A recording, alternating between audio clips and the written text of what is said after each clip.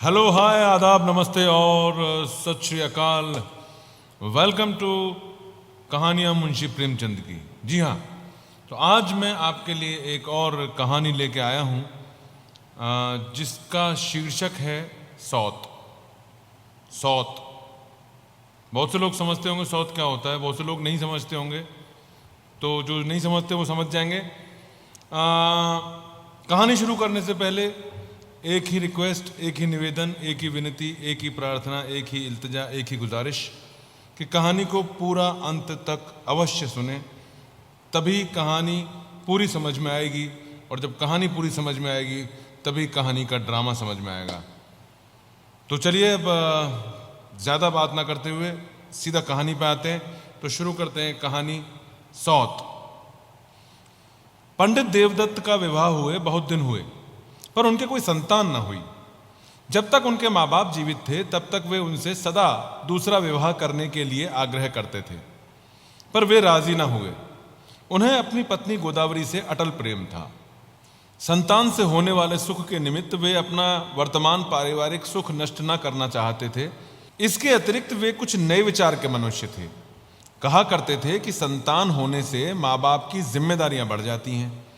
जब तक मनुष्य में यह सामर्थ्य न हो कि वह उसका भले प्रकार से पालन पोषण और शिक्षण आदि कर सके, तब तक उसकी संतान से देश, जाति और निज का कुछ भी कल्याण नहीं हो सकता। पहले तो कभी कभी बालकों को हंसते खेलते देखकर उनके हृदय पर चोट भी लगती थी, परंतु अब अपने अनेक देश भाइयों की तरह वे भी शारीरिक व्याधियों से ग्रस्त रहने लगे। अब किस्से कहानियों के बदले धार्मिक ग्रंथों से उनका अधिक मनोरंजन होता था। अब संतान का ख्याल करते ही उन्हें भय सा लगता था। पर गोदावरी इतनी जल्दी निराश होने वाली न थी। पहले तो वह देवी देवता, गंडे ताबीज और यंत्र मंत्र आदि की शरण लेती रही, परंतु जब उसने देखा कि ये औषधियां कुछ काम नहीं करती, तब एक महौषधि की फिक्र में लगी जो कायाकल्प से कम न थी। उसने महीनों बरसों इसी चिंता सागर में गोते लगाते काटे। उसने दिल को बहुत समझाया, परंतु मन में जो बात समा गई थी वह किसी तरह ना निकली। उसे बड़ा भारी आत्मत्याग करना पड़ेगा। शायद पति प्रेम के सदृश अनमोल रत्न भी उसके हाथ से निकल जाए। पर क्या ऐसा हो सकता है? 15 वर्ष तक लगातार जिस प्रेम के वृक्ष की उसने सेवा की है, क्या वो हवा का एक झोंका भी ना सह सकेगा? गोदावरी ने अंत में अपने प्रबल विचारों के आगे सिर झुका ही दिया।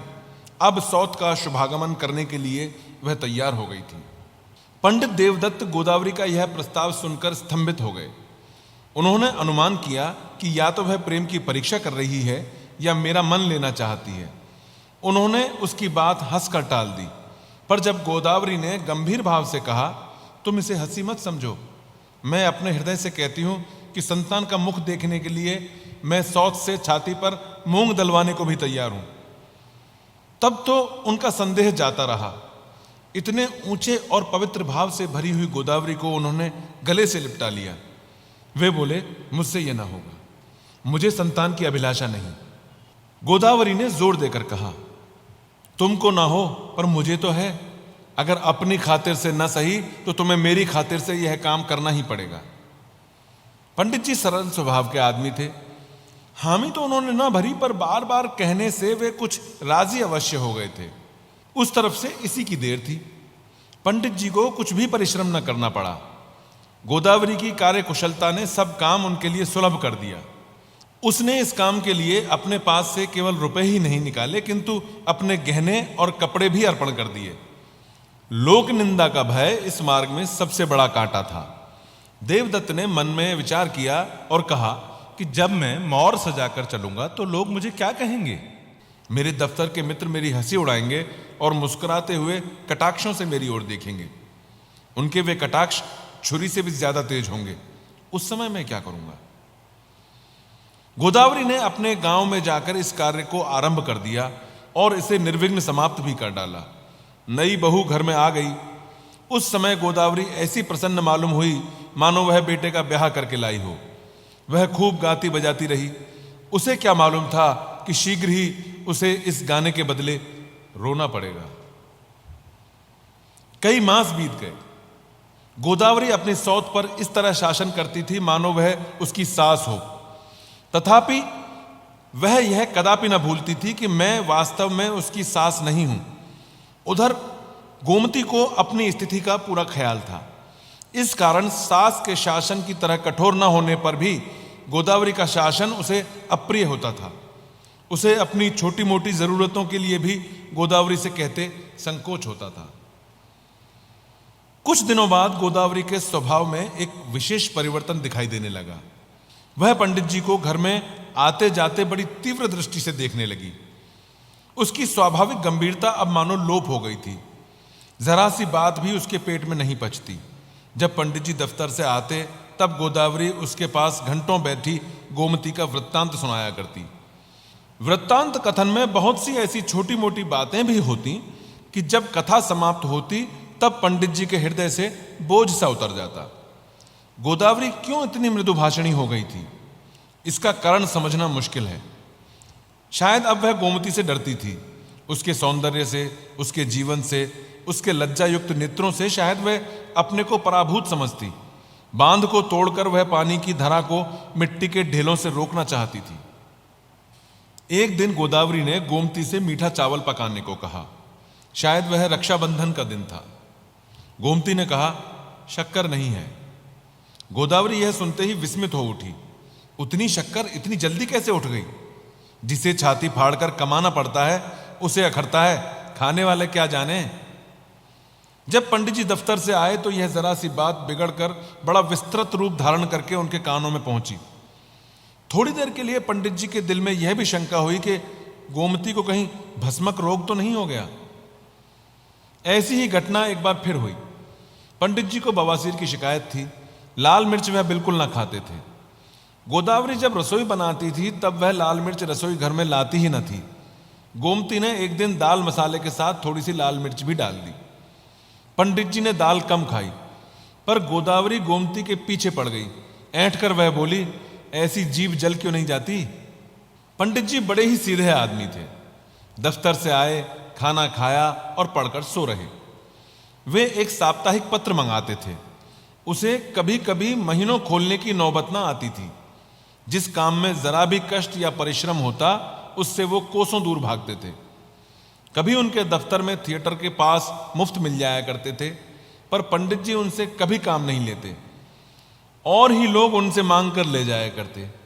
रामलीला या कोई मेला तो उन्होंने शायद नौकरी करने के बाद फिर कभी देखा ही नहीं। गोदावरी उनकी प्रकृति का परिचय अच्छी तरह पा चुकी थी। पंडित जी भी प्रत्येक विषय में गोदावरी के मतानुसार चलने में अपनी कुशल समझते थे। पर रुई सी मुलायम वस्तु भी दबकर कठोर हो जाती है। पंडित जी को यह आठों पहर की चह असह्य सी प्रतीत होती। कभी कभी मन में झुंझलाने भी लगते। इच्छा शक्ति जो इतने दिनों तक बेकार पड़ी रहने से निर्बल सी हो गई थी, अब कुछ सजीव सी होने लगी थी।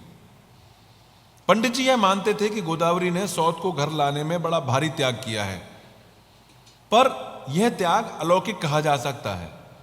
परंतु उसके त्याग का भार जो कुछ है वह मुझ पर है। गोमती पर उसका क्या एहसान? यहां उसे कौन सा सुख है जिसके लिए वह फटकार पर फटकार सहे? पति मिला है वह बूढ़ा और सदा रोगी। घर मिला है वह ऐसा कि अगर नौकरी छूट जाए तो कल चूल्हा न जले। इस दशा में गोदावरी का यह स्नेह रहित बर्ताव उन्हें बहुत अनुचित मालूम होता। गोदावरी की दृष्टि इतनी स्थूल न थी कि उसे पंडित जी के मन के भाव नजर न आए।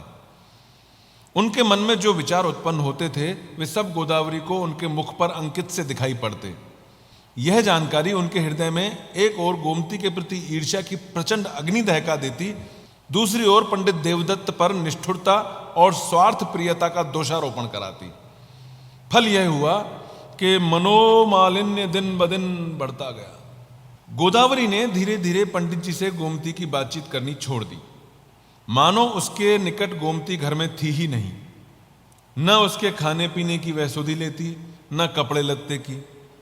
एक बार कई दिन तक उसे जलपान के लिए कुछ भी न मिला। पंडित जी तो आलसी जीव थे। वे इन अत्याचारों को देखा करते, पर अपने शांति सागर में घोर उपद्रव मच जाने के भय से किसी से कुछ न कहते।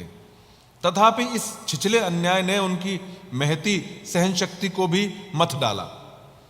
एक दिन उन्होंने गोदावरी से डरते डरते कहा, क्या आजकल जलपान के लिए मिठाई मिठाई नहीं आती क्या?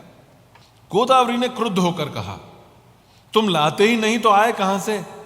मेरे लिए कोई नौकर बैठा है क्या? देवदत्त को गोदावरी के ये कठोर वचन तीर से लगे। आज तक गोदावरी ने उनसे ऐसी रोषपूर्ण बातें कभी ना की थी। वे बोले, धीरे बोलो, झुंझलाने की कोई बात नहीं है। गोदावरी ने आंखें नीची करके कहा, मुझे तो जैसा आता है वैसी बोलती हूं, दूसरों की सी मधुर बोली कहां से लाऊं? देवदत्त ने जरा गर्म होकर कहा, आजकल मुझे तुम्हारे मिजाज का कुछ रंग ही नहीं मालूम होता, बात बात पर उलझती रहती हो। गोदावरी का चेहरा क्रोधाग्नि से लाल हो गया। वह बैठी थी, खड़ी हो गई, उसके होंठ फड़कने लगे। वह बोली, मेरी कोई बात तुमको क्यों अच्छी लगेगी? अब मैं सिर से पैर तक दोषों से भरी हुई हूं। अब तो और लोग तुम्हारे मन का काम करेंगे, मुझसे नहीं हो सकता। ये लो संदूक की कुंजी, अपने रुपए पैसे संभालो। ये रोज रोज का झंझट मेरे मान की बात नहीं। जब तक निभाया, अब नहीं निभा सकती। पंडित देवदत्त मानो मूर्छित से हो गए। जिस शांति भंग का उन्हें भय था, उसने अत्यंत भयंकर रूप धारण करके घर में प्रवेश किया। वह कुछ भी ना बोल सके। इस समय उनके अधिक बोलने से बात बढ़ जाने का भय था। वह बाहर चले आए और सोचने लगे कि मैंने गोदावरी के साथ कौन सा अनुचित व्यवहार किया है। उनके ध्यान में आया कि गोदावरी के हाथ से निकलकर घर का प्रबंध कैसे हो जाएगा। इस थोड़ी सी आमदनी में वह न जाने किस प्रकार काम चलाती थी, क्या क्या उपाय वह करती थी। अब न जाने नारायण कैसे पार लगाएंगे। उसे मनाना पड़ेगा, और हो ही क्या सकता है। गोमती भला क्या कर सकती है? सारा बोझ मेरे सिर पर ही पड़ेगा। मानेगी तो, पर मुश्किल से। परंतु पंडित जी की यह शुभकामना निष्फल हुई। संदूक की कुंजी विशैली नागिन की तरह वहीं आंगन में ज्यों की त्यों 3 दिन तक पड़ी रही। किसी को उसके निकट तक जाने का साहस ना हुआ। चौथे दिन पंडित जी ने मानो जान पर खेलकर उस कुंजी को उठा लिया। उस समय उन्हें ऐसा मालूम हुआ मानो किसी ने उनके सिर पर पहाड़ उठाकर रख दिया। आलसी आदमियों को अपने नियमित मार्ग से तिल भर भी हटना बड़ा कठिन मालूम होता है। यद्यपि पंडित जी जानते थे कि मैं अपने दफ्तर के कारण इस कार्य को संभालने में असमर्थ हूं, तथापि उनसे इतनी ढिठाई न हो सकी कि वह कुंजी गोमती को दे। पर यह केवल दिखावा भर ही था। कुंजी उन्हीं के पास रहती थी, काम सब गोमती को करना पड़ता था।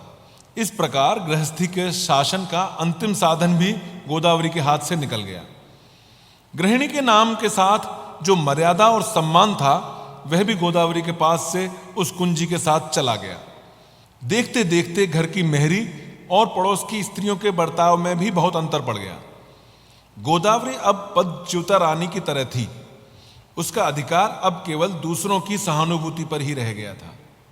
गृहस्थी के कामकाज में परिवर्तन होते ही गोदावरी के स्वभाव में भी शोकजनक परिवर्तन हो गया। ईर्ष्या मन में रहने वाली वस्तु नहीं। 8 पहर पास पड़ोस के घरों में यही चर्चा होने लगी। देखा दुनिया कैसी मतलब की है।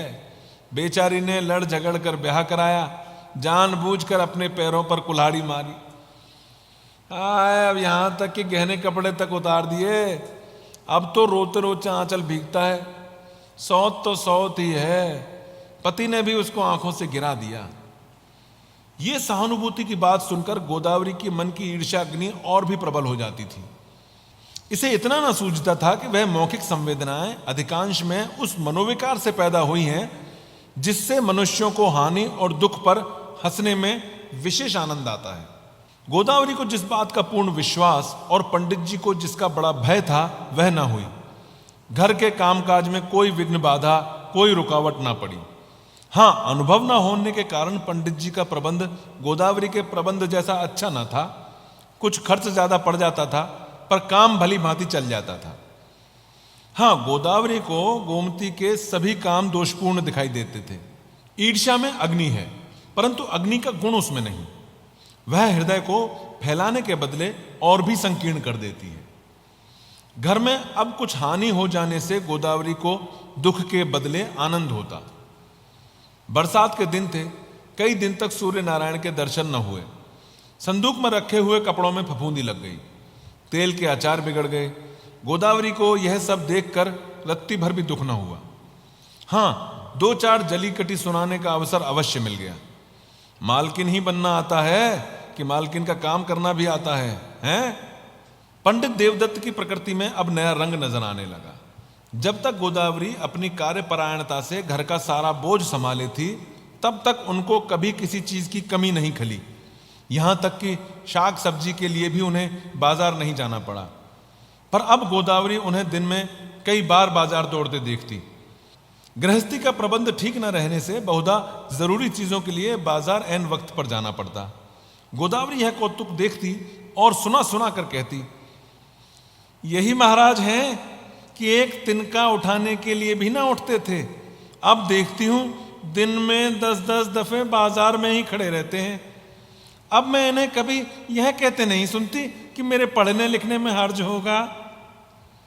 गोदावरी को इस बात का परिचय एक बार मिल चुका था कि पंडित जी बाजार हाट के काम में कुशल नहीं हैं। इसीलिए जब उसे कपड़े की जरूरत होती तब वह अपने पड़ोस के एक बूढ़े लाला साहब से मंगवाया करती थी। पंडित जी को यह बात भूल सी गई थी कि गोदावरी को साड़ियों की जरूरत पड़ती है। उनके सिर से तो जितना कोई बोझ हटा दे उतना ही अच्छा था। खुद वे वही कपड़े पहनते थे जो गोदावरी मंगाकर उन्हें दे देती थी। पंडित जी को नए फैशन और नए नमूनों से कोई प्रयोजन न था, पर अब कपड़ों के लिए उन्हीं को बाजार जाना पड़ता। एक बार गोमती के पास साड़ियां न थीं। पंडित जी बाजार गए तो एक बहुत अच्छा सा जोड़ा उसके लिए ले आए। बजाज ने मनमाने दाम वसूल लिए। उधर सौदा लाने में पंडित जी जरा भी आगा पीछा ना करते। गोमती ने वह जोड़ा गोदावरी को दिखाया। गोदावरी ने देखा और मुंह फेर कर रुखाई से बोली, भला तुमने उन्हें कपड़ा लाना तो सिखा ही दिया होगा, मुझे तो 16 वर्ष बीत गए, उनके हाथ का लाया हुआ एक कपड़ा स्वप्न में भी पहनना नसीब ना हुआ। ऐसी घटनाएं गोदावरी की ईर्ष्या अग्नि को और भी प्रज्वलित कर देती। जब तक उसे यह विश्वास था कि पंडित जी स्वभाव से ही रूखे हैं, तब तक उसे संतोष था।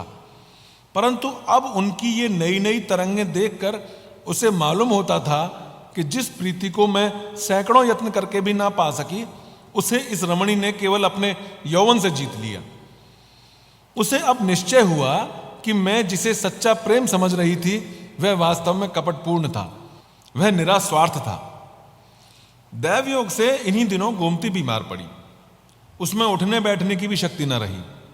गोदावरी रसोई बनाने लगी, पर उसे इसका निश्चय नहीं था कि गोमती वास्तव में बीमार है। उसे यही ख्याल था कि मुझसे खाना पकवाने के लिए ही इन दोनों प्राणियों ने यह स्वांग रचा है। पड़ोस की स्त्रियों से कहती है कि लौंडी बनने में इतनी ही कसर थी, आज वो भी पूरी हो गई। पंडित जी को आजकल खाना खाते वक्त भाग भाग सी पड़ती है। वे न जाने क्यों गोदावरी से एकांत में बातचीत करने से डरते हैं। न मालूम कैसी कठोर और हृदय विदारक बातें वो सुनाने लगे। इसलिए खाना खाते वक्त वे डरते थे कि कहीं उस भयंकर समय का आगमन न हो जाए। गोदावरी अपने तीव्र नेत्रों से उनके मन के भाव ताड़ जाती, पर मन ही मन में ऐंठ कर रह जाती थी। एक दिन उससे न रहा गया। वह बोली, क्या मुझसे बोलने की भी मनाही कर दी है? देखती हूं कहीं तो रात रात भर बातों का तार नहीं टूटता, पर मेरे सामने मुंह खोलने की भी कसम सिखाई है। घर का रंग ढंग देखते हो ना, अब तो काम तुम्हारे इच्छा अनुसार चल रहा है ना। पंडित जी ने सिर नीचा किए हुए उत्तर दिया, जैसे चलता है वैसे चलता है। उस फिक्र में क्या अब अपनी जान दे दूं? जब तुम चाहती हो कि घर मिट्टी में मिल जाए, तब फिर उसमें मेरा क्या वश है? इस पर गोदावरी ने बड़े कठोर वचन कहे। बात बढ़ गई। पंडित जी चौके पर से उठाए। गोदावरी ने कसम दिलाकर उन्हें बिठाना चाहा, पर वे वहां क्षण भर भी न रुके। तब उसने भी रसोई उठा दी। सारे घर को उपवास करना पड़ा। गोमती में एक विचित्रता यह थी कि वह कड़ी से कड़ी बात सहन कर सकती थी, पर भूख सहन करना उसके लिए बड़ा कठिन था। इसीलिए कोई व्रत न करती थी। हां, कहने सुनने को जन्माष्टमी रख लेती थी। पर आजकल बीमारी के कारण उसे और भी भूख लगती थी। जब उसने देखा कि दोपहर होने को आई है और भोजन मिलने का कोई लक्षण नहीं है, तब विवश होकर उसने बाजार से मिठाई मंगवाई। संभव है उसने गोदावरी को जलाने के लिए ही खेल खेला हो, क्योंकि कोई भी एक वक्त खाना न खाने से मर नहीं जाता। गोदावरी के सिर से पैर तक आग लग गई। उसने भी तुरंत मिठाइयां मंगवाई। कई वर्ष के बाद आज उसने पेट भर मिठाइयां खाई। ये सब ईर्ष्या के कौतुक हैं। जो गोदावरी दोपहर से पहले मुंह में पानी तक न डालती थी, वही अब प्रातःकाल ही कुछ जलपान किए बिना नहीं रह सकती। सिर में वह हमेशा मीठा तेल डालती थी, पर अब मीठे तेल से उसके सिर में पीड़ा होने लगती थी। पान खाने का उसे नया व्यसन लग गया। ईर्ष्या ने उसे नई नवेली बहू बना दिया। जन्माष्टमी का शुभ दिन आया। पंडित जी का स्वाभाविक आलस्य इन 2-3 दिनों के लिए गायब हो जाता था। बड़े उत्साह से झांकी बनाने में लग जाते। गोदावरी यह व्रत बिना जल के रखती थी, और पंडित जी तो कृष्ण के उपासक ही थे। अब उनके अनुरोध से गोमती ने भी निर्जल व्रत रखने का साहस किया, पर उसे बड़ा आश्चर्य हुआ जब मेहरी ने आकर उनसे यह कहा कि बड़ी बहू निर्जल न रहेंगी, उनके लिए फलाहार मंगा दो। संध्या समय गोदावरी ने मान मंदिर जाने के लिए इक्के की फरमाइश की। गोमती को यह फरमाइश बुरी मालूम हुई। आज के दिन इक्कों का किराया बहुत बढ़ जाता है। मान मंदिर भी कुछ दूर न था। इससे वह चिढ़कर बोली, व्यर्थ रुपया क्यों फेंका जाए, मंदिर कौन दूर है, पांव पांव क्यों नहीं चली जाती। हुक्म चला देना तो सहज है, अखरता तो उसे है जो बैल की तरह कमाता है। 3 साल पहले गोमती ने इसी तरह की बातें गोदावरी के मुंह से सुनी थी। आज गोदावरी को भी गोमती के मुंह से सुननी पड़ी। समय की गति है। इन दिनों गोदावरी बड़े उदासीन भाव से खाना बनाती है। पंडित जी के पथ्यापथ्य के विषय में उसे अब पहले किसी चिंता न थी। एक दिन उसने मेहरी से कहा कि अंदाज से मसाले निकालकर पीस ले। मसाले दाल में पड़े तो मिर्च जरा अधिक हो गई। मारे भय से पंडित जी से वह ना खाई गई। अन्य आलसी मनुष्यों की तरह चटपटी वस्तुएं उन्हें भी बहुत प्रिय थी, परंतु वह रोग से डरे हुए थे। गोमती ने जब यह सुना तब भौहें चढ़ाकर बोली, क्या बुढ़ापे में जबान गज भर की हो गई है। कुछ इसी तरह के कटु वाक्य एक बार गोदावरी ने भी कहे थे। आज सुनने की बारी उसकी थी। आज गोदावरी गंगा से मिलने आई है। 3 साल हुए वह वर और वधू को लेकर गंगा जी को पुष्प और दूध चढ़ाने गई थी। आज वह अपने प्राण समर्पण करने आई है। आज वह गंगा जी की आनंदमयी लहरों में विश्राम करना चाहती है। गोदावरी को अब उस घर में एक क्षण भी रहना दुस्सह हो गया था। जिस घर में रानी बनकर रही, उसी में चेरी बनकर रहना उस जैसी सगर्वा स्त्री के लिए असंभव था। अब इस घर में गोदावरी का स्नेह उसी पुरानी रस्सी की तरह था जो बार बार गांठ देने पर कहीं न कहीं से टूट ही जाती है। उसे गंगा जी की शरण लेने के सिवाय और कोई उपाय न सूझता था। कई दिन हुए उसके मुंह से बार बार जान देने की धमकी सुन पंडित जी खिजलाकर बोल उठे थे, तुम किसी तरह मर भी तो जाती। गोदावरी उन विष भरे शब्दों को अब तक न भूली थी। चुभने वाली बातें उसे कभी ना भूलती थी। आज गोमती ने भी वही बातें कही। यद्यपि उसने बहुत कुछ सहन करने के पीछे कठोर बातें कही थी, तथापि गोदावरी को अपनी बातें तो भूल सी ही गई थी। केवल गोमती और पंडित जी के वाक्य उसके कानों में गूंज रहे थे। मुझ पर ऐसा घोर अन्याय और वो मुंह तक न खोलें। आज सब लोगों के सो जाने पर गोदावरी घर से बाहर निकली। आकाश में काली घटाएं छाई हुई थी। वर्षा की झड़ी लग रही थी। उसके नेत्रों से भी आंसुओं की धारा बह रही थी। प्रेम का बंधन कितना कोमल है और दृढ़ भी। कोमल है अपमान के सामने, दृढ़ है वियोग के सामने। गोदावरी चौखट पर खड़ी खड़ी घंटों रोती रही। कितनी ही पिछली बातें उसे याद आती थी। हाँ, कभी यहां उसके लिए प्रेम था, मान भी था, जीवन का सुख भी था। शीघ्र ही पंडित जी के वे कठोर शब्द भी याद आ गए। आंखों से फिर वही आंसू की धारा बहने लगी। गोदावरी घर से चल खड़ी हुई। इस समय यदि पंडित देवदत्त नंगे सिर नंगे पांव पानी में भीगते दौड़े चले आते और गोदावरी के कंपित हाथों को पकड़कर अपने धड़कते हुए हृदय से लगाकर उसे कहते, प्रिय, इससे अधिक और उनके मुंह से कुछ भी न निकलता, तो भी क्या गोदावरी अपने विचारों पर स्थिर रह सकती। कुंवार का महीना था। रात को गंगा की लहरों की गरज बड़ी भयानक मालूम होती थी। साथ ही जब बिजली तड़प जाती तब उसकी उछलती हुई लहरें प्रकाश से उज्जवल हो जाती थी, मानो प्रकाश उन्मत्त हाथी का रूप धारण कर किलोले कर रहा हो। जीवन संग्राम का एक विशाल दृश्य आंखों के सामने आ रहा था। गोदावरी के हृदय में भी इस समय विचार की अनेक लहरें बड़े वेग से उठती, आपस में टकराती और ऐंठती हुई लोप हो जाती। कहां? अंधकार में। क्या यह गरजने उमड़ने वाली गंगा गोदावरी को शांति प्रदान कर सकती है? उसकी लहरों में सुधासम मधुर ध्वनि नहीं है और न उनमें करुणा का विकास ही है। वह इस समय उद्दंडता और निर्दयता की भीषण मूर्ति धारण किए हुए। गोदावरी किनारे बैठी क्या सोच रही थी, कौन कह सकता है? क्या अब उसे यह खटका नहीं लगा था कि पंडित देवदत्त आते न होंगे? प्रेम का बंधन कितना मजबूत होता है।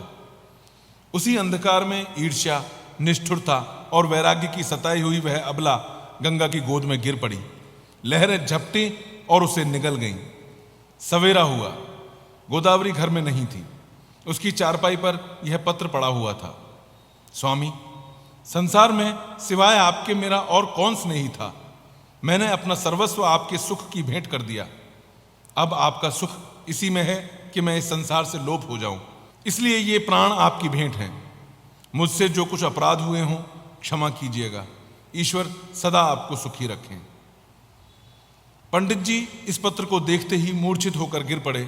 गोमती रोने लगी, पर क्या वे इसके विलाप के आंसू थे? ये थी कहानी सौत। लेखक थे मुंशी प्रेमचंद। उम्मीद है आपको पसंद आई होगी। बहुत बहुत धन्यवाद।